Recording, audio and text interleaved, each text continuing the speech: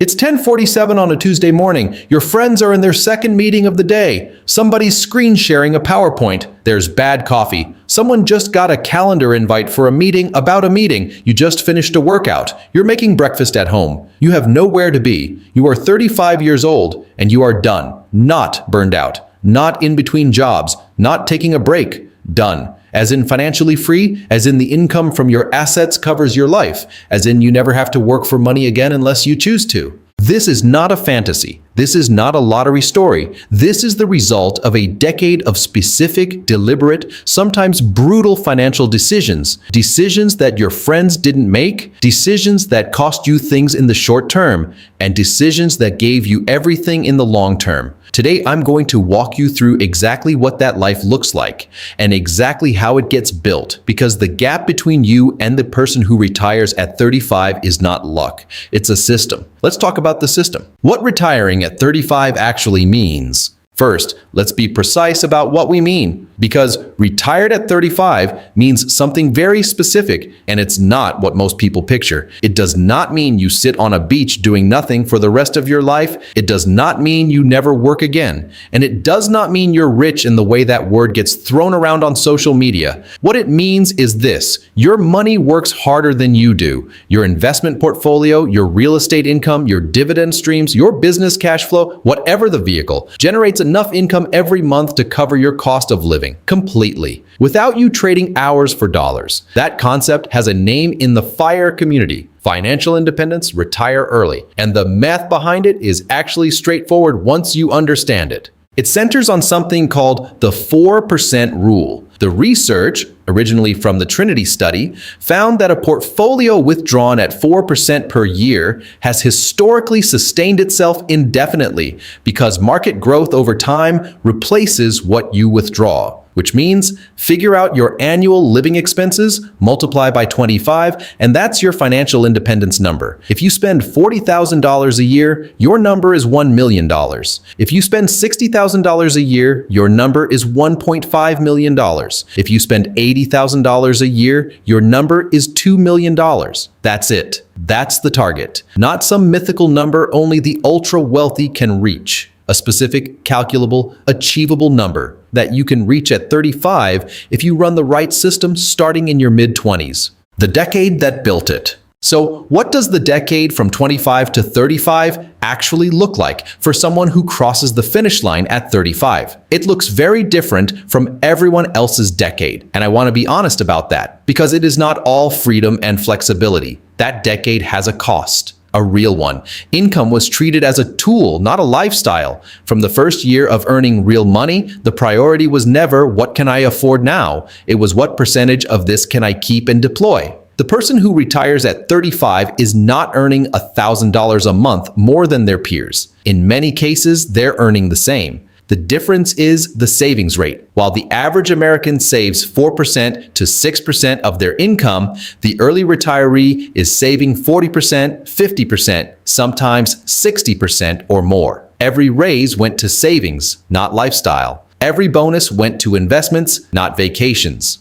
The lifestyle gap was real and intentional. Their friends were upgrading apartments. They were staying in the cheaper one. Their friends were leasing new cars every 3 years. They were driving the paid-off Honda. Their friends were dining out 4 times a week. They were meal prepping on Sunday.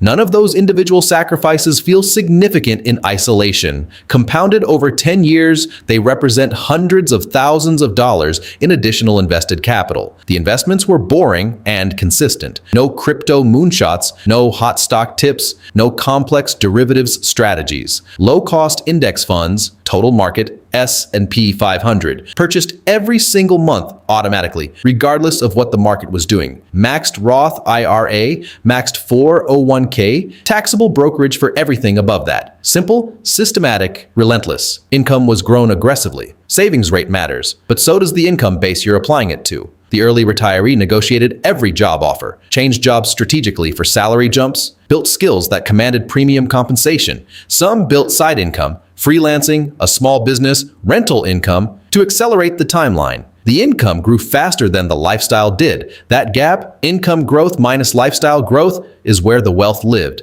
The morning your friends go to work. Let me paint the POV now. because this is where it gets real. It's Monday, 7:15 a.m. Your phone lights up. Group chat, your buddy complaining about the commute, another friend posting a meme about Mondays, someone else already annoyed about a work situation and the day hasn't started. You put the phone down. You make coffee slowly. There is no alarm. There was no alarm. You woke up when your body was done sleeping. You sit with your coffee and you look at your investment dashboard. Your portfolio generated roughly $180 in dividends last week. Your index funds are up slightly. Nothing dramatic, but the machine is running quietly without you doing anything. You think about what you want to do today, not what you have to do, what you want to do. Maybe it's a long run. Maybe it's working on the project that actually interests you, the one with no deadline and no boss. Maybe it's reading for 2 hours. Maybe it's a slow breakfast with your partner. Maybe it's a flight somewhere you've been meaning to go. This is Tuesday for you, permanently. But here's the part the highlight reel leaves out. The part that matters just as much as the freedom.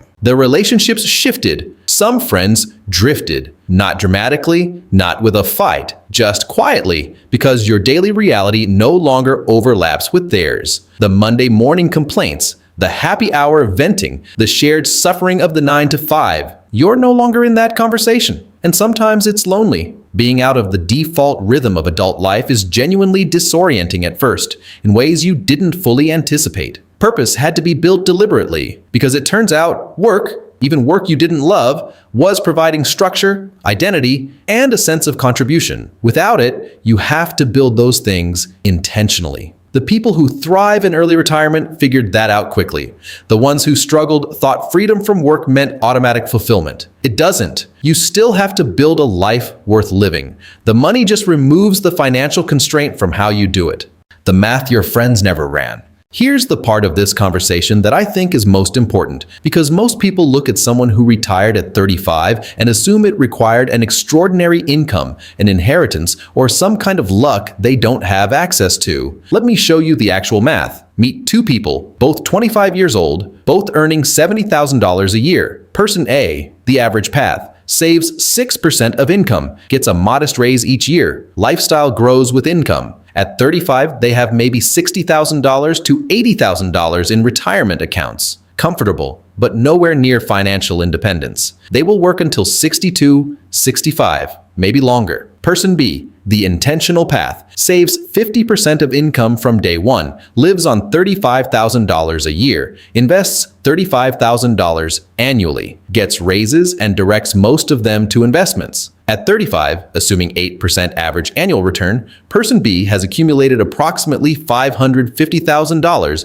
to $600,000. With a lean $28,000 annual lifestyle, that portfolio supports the 4% rule almost exactly. They are done. Same starting salary, 10 years. Completely different destination. The variable was not income. The variable was the percentage of income kept and invested. That's it. That is the entire mechanism. Now, I want to be honest about the trade-offs. Living on $35,000 in a high cost of living city is genuinely hard. Not everyone can do it. Some people have families, health situations, obligations that make a 50% savings rate structurally impossible. I'm not pretending the math is frictionless for everyone, but here's what I want you to take from it. Even if 35 isn't your number, the principle scales. Even a 20% savings rate applied consistently for 20 years gets you to financial independence at 50, while your peers who saved 6% are working until 67. The timeline changes, the mechanism doesn't.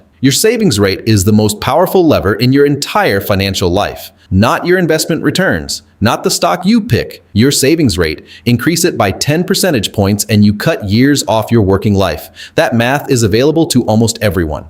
Here's what I want you to sit with after this video. You probably can't retire at 35, and that's okay, but you can retire at 45 instead of 67. You can retire at 52 instead of never. You can reach a point where work becomes a choice instead of a necessity sooner than you think, if you run a different system than the one most people around you are running. The person in this POV didn't have a secret. They didn't have a trust fund. They didn't get lucky with a startup. They had a number. They had a savings rate. They had the discipline to hold the line for a decade while everyone around them upgraded their life on credit. And now on Tuesday morning at 10:47, while the group chat is complaining about the commute, they're making coffee slowly with nowhere to be. That life is built. It is not found. And the blueprint for it is not complicated. It is just uncommon. Because doing the uncommon thing consistently over a long period of time while the people around you do the common thing, that is always harder than it sounds. But the people who do it, who actually run the system, hold the line, and get to the other side, they will tell you the same thing every single time. It was worth it. If this video lit something up in you, if it made you think differently about what's possible and what it costs, hit that like button and share it with someone who needs to see it. Subscribe if you're not already here. Every week we cover the financial decisions, the real numbers, and the honest trade-offs that actually determine where you end up. Drop a comment. What's your FIRE number? What age are you aiming for? Let's talk about it. I'm in the comments. Build the system. Hold the line.